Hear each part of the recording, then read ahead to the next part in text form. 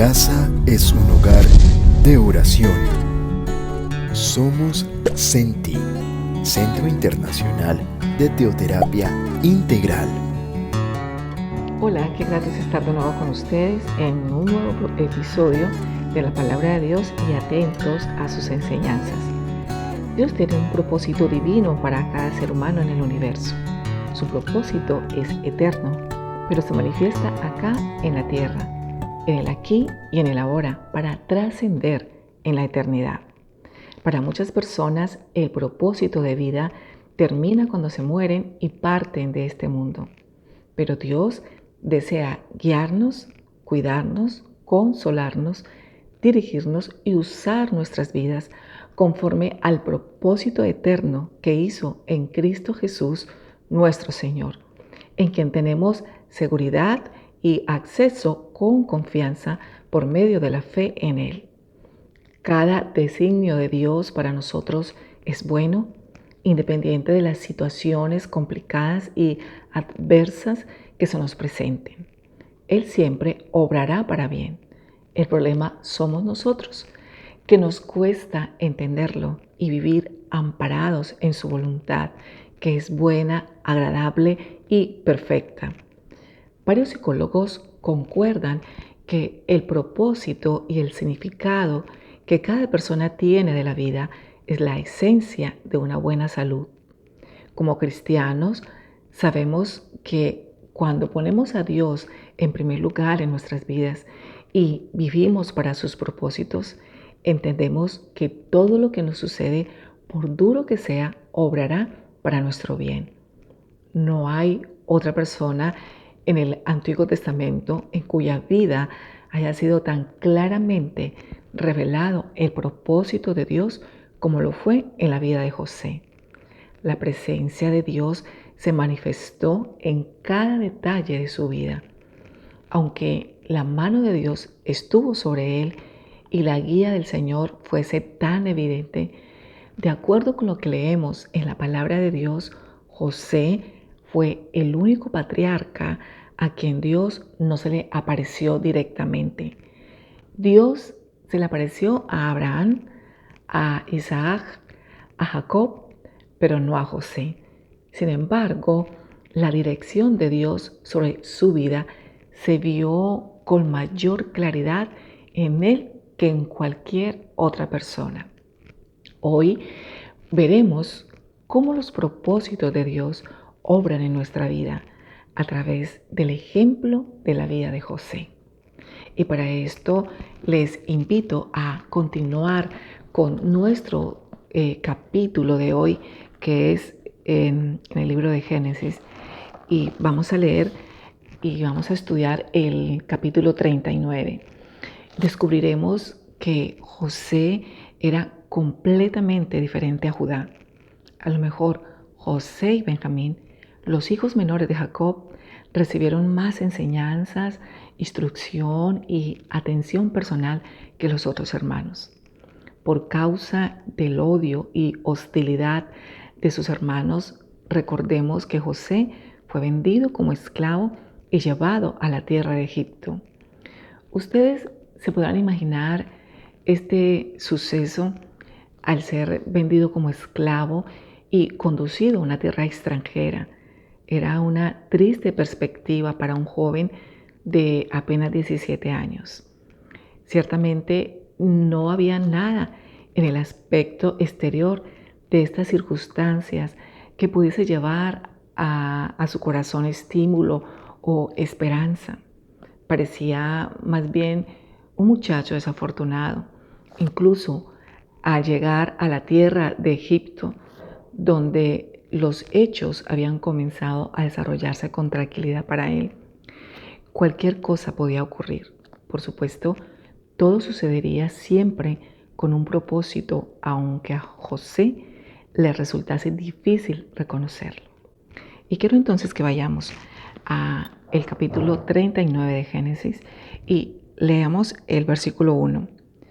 Llevado pues José a Egipto, Potifar, oficial de Faraón, capitán de la guardia, varón egipcio, lo compró de los ismaelitas que lo habían llevado allá. Aquel joven atractivo de 17 años, expuesto en el mercado de esclavos, era como un premio para quien lo adquiriese. Y lo compró Potifar, leemos, capitán de la guardia, un militar prominente de alta graduación al servicio del faraón. Apenas entró José en casa de Potifar, fue evidente que el Señor estaba con él, porque Dios bendijo aquel hogar con bendiciones y beneficios. Y la vida transcurrió tan maravillosamente bien que se parecía a un cuento a punto de culminar con un final feliz, pero no sería así. Resulta que esta era una historia de la vida real. Es que el Hijo de Dios ha de enfrentarse a la tentación, a las preocupaciones, a los problemas de este mundo. Y esto iba a suceder o le iba a pasar a José. Si leemos los versículos del 3 al 4, mas Jehová estaba con José y fue varón próspero. Y estaba en la casa de su amo, el egipcio, y vio su amo que Jehová estaba con él, y que todo lo que él hacía, Jehová lo hacía prosperar en su mano. Así halló José gracia en sus ojos, y le servía, y él le hizo mayordomo de su casa, y entregó en su poder todo lo que tenía. Notemos que a causa de la eficacia de su servicio fue ascendido en su posición y responsabilidades, llegando a ocuparse de la casa y de todos los bienes.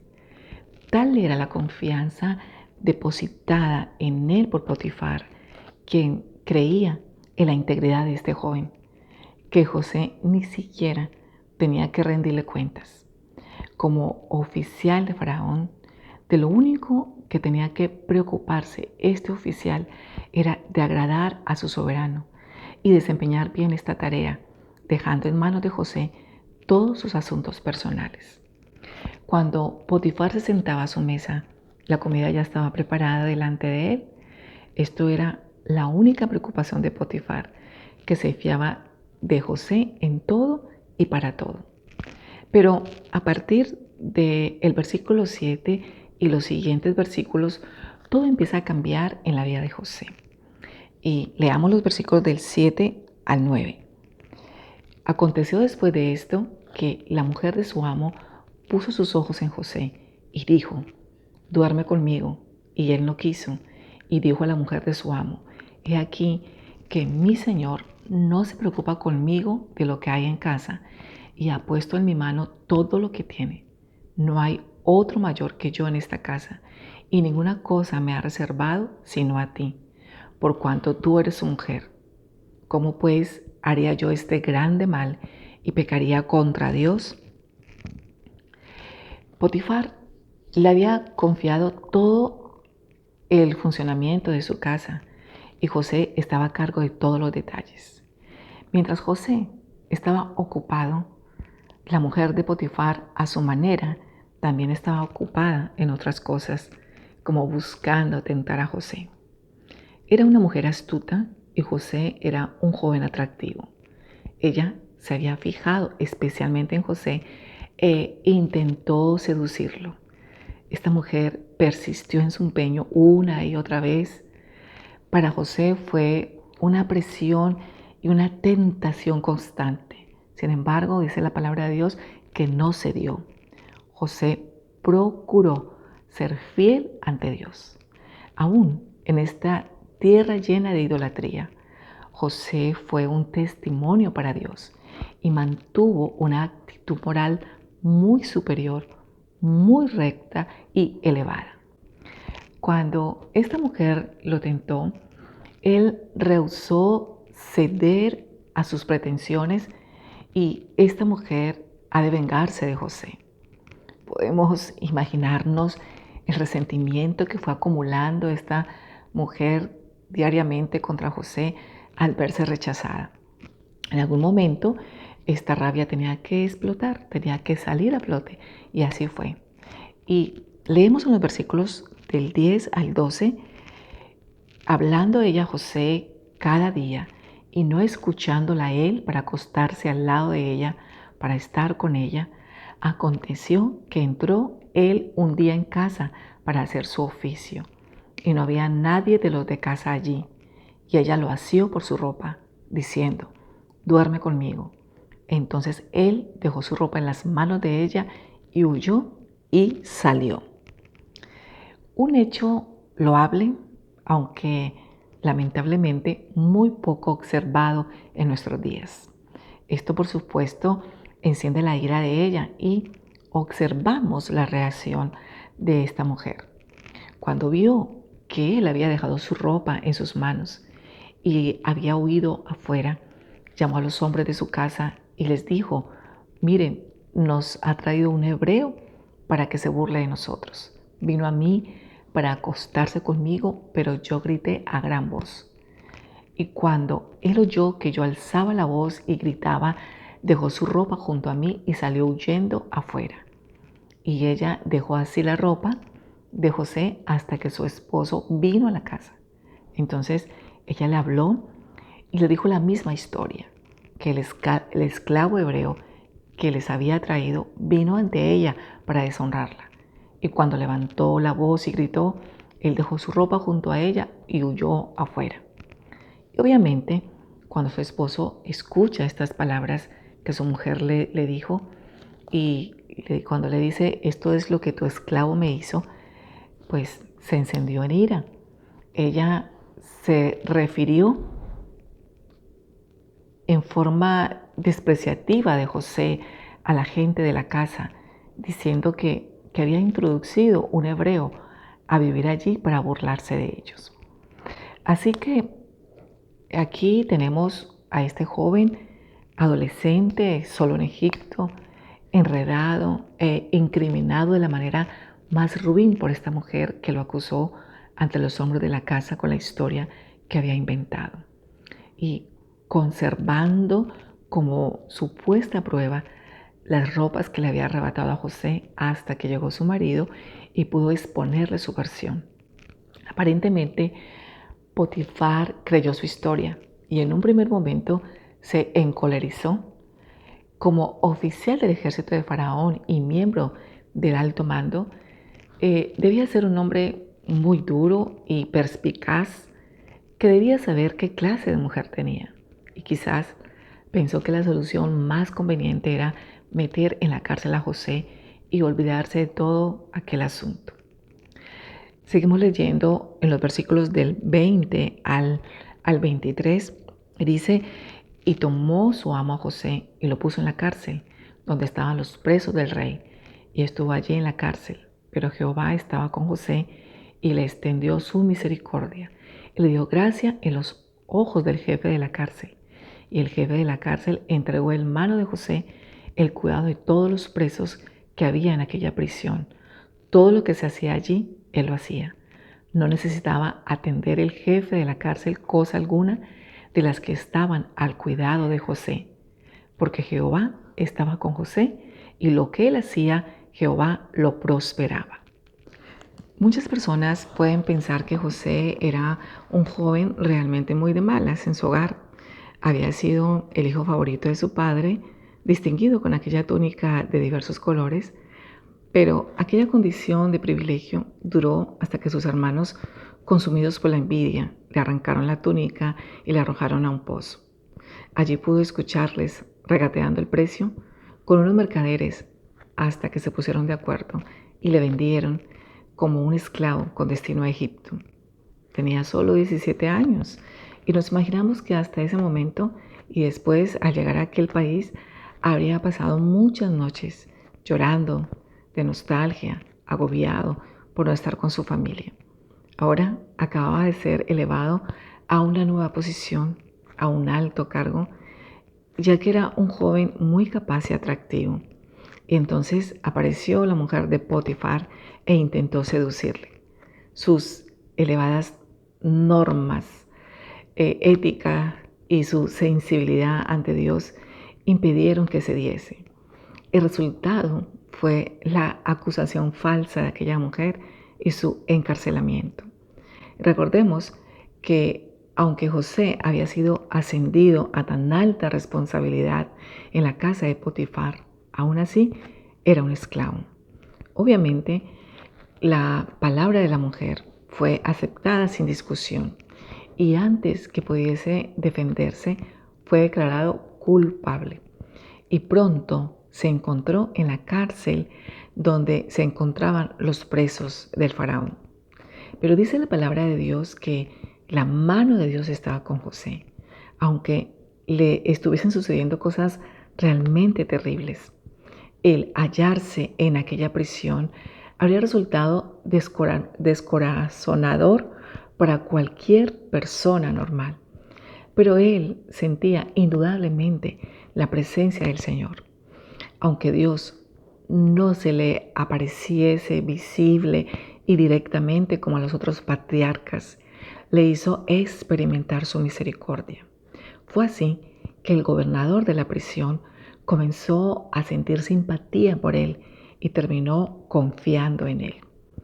Aunque se notaba que José tenía una gran capacidad y una personalidad atractiva, es importante que nos demos cuenta de que si Dios no hubiera estado con él, todas esas cualidades habrían resultado inútiles. Dios le estaba guiando y todas estas experiencias estaban encaminadas hacia el cumplimiento del propósito divino en la vida de este joven. Él y el reconocer todo esto le trajo a José una actitud de optimismo. Las circunstancias no le agobiaron. Se mantuvo por encima de aquellas circunstancias y las controló. El reconocimiento de que Dios estaba junto a él y que la mano de Dios guiaba su vida le impidió caer en el desánimo. No olvidemos que el desaliento y la desilusión constituyen algunas de las mejores armas de Satanás. Este joven pareció superar todas sus circunstancias adversas y aunque todos los factores parecían apuntar en la dirección equivocada y su aspecto era tan malo que daba pie para esperar lo peor, cada evento resultó ser un paso más hacia el cumplimiento del propósito de Dios en la vida de este personaje. Si somos hijos de Dios, bajo su voluntad, podemos tener la certeza de Dios mismo de que nada nos sucederá sin su permiso. Hay como una barrera de protección alrededor de cada hijo de Dios. Cuando Satanás quiso probar al patriarca Job, cuando leemos en el libro de Job, el capítulo 1, el versículo 10, encontramos que le dijo a Dios: ¿no has hecho tú una valla alrededor de él, de su casa y de todo lo que tiene por todos lados? Has bendecido el trabajo de sus manos y sus posesiones han aumentado en la tierra. En aquel encuentro hemos visto que Satanás le pidió a Dios que la barrera cayese. Incluso si Satanás obtiene el permiso de Dios para probarnos, aún así, todas las circunstancias resultarán para nuestro bien. Es claro que lo duro para nuestra vida son las situaciones que vivimos durante el proceso. Pero es allí donde tenemos que pedir al Espíritu Santo que nos ayude, que nos fortalezca y hacer de la palabra de Dios nuestra guía permanente. Cuando encontramos y vamos al libro de Romanos, en el capítulo 8, el versículo 28, recordemos que dice: y sabemos que a los que aman a Dios, todas las cosas les ayudan a bien. Esto es, a los que conforme a su propósito son llamados. Dios dispone todas las circunstancias para el bien de quienes le aman. Incluso nuestras desgracias, angustias y sufrimientos son para nuestro bien y para su gloria. Todas las circunstancias ayudan. Esto es algo causativo. Quiere decir que Dios está obrando y dispone todas estas cosas y que ellas no son accidentes. Más adelante veremos cómo José, al mirar atrás de su vida, una vida llena de vicisitudes, desilusiones y sufrimientos, pudo decir a sus hermanos, los responsables de su desgracia y de que todas las cosas estuvieran en su contra. Él les dice, vosotros pensasteis hacerme mal, pero Dios lo encaminó a bien. Pero el apóstol Pablo dijo, todas las cosas están a mi favor. Y esto es maravilloso. De la misma manera, nosotros podemos mirar atrás en nuestra vida y reconocer que Dios ha dispuesto todas las cosas para nuestro bien. Job, en el capítulo 13, en el versículo 15, pudo decir, aunque Él me matare, en Él esperaré. Esta es la clase de fe que nos hace falta en estos días. Sabemos que Él realizará todas las cosas para nuestro bien, porque Él es quien las motiva. Él es quien provee todo para el proceso de nuestra vida. El profeta Jeremías pudo exclamar en el capítulo 20, el versículo 18, él decía, ¿para qué salí del vientre? Para ver trabajo y dolor. Y ese es el clamor de muchos en estos días. Muchos se preguntan, ¿para qué están en este mundo? Y no le encuentran sentido a nada. En estas palabras de Romanos capítulo 8, versículo 28, que conforme a su propósito son llamados, como dice este versículo, puede ser muy difícil de aceptar para muchas personas.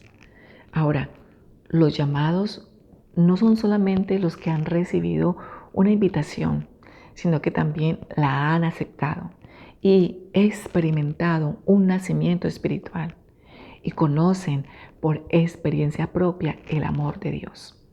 Si usted no ha reconciliado su mente y su corazón con el propósito de Dios y con la voluntad de Dios, es hora de que lo haga, porque este es el universo de Dios. Él lo hizo de la manera que quiso crearlo. El propósito de Dios se va a llevar a cabo y Él tiene el conocimiento, el poder para realizarlo. Y cualquier cosa que Dios hace está bien hecha. No diga que Dios no tiene derecho para hacer tal o cual cosa. Él tiene el derecho y cuando lo hace bien. Dios es justo y actúa con amor. Entonces yo les invito para que oremos en el día de hoy.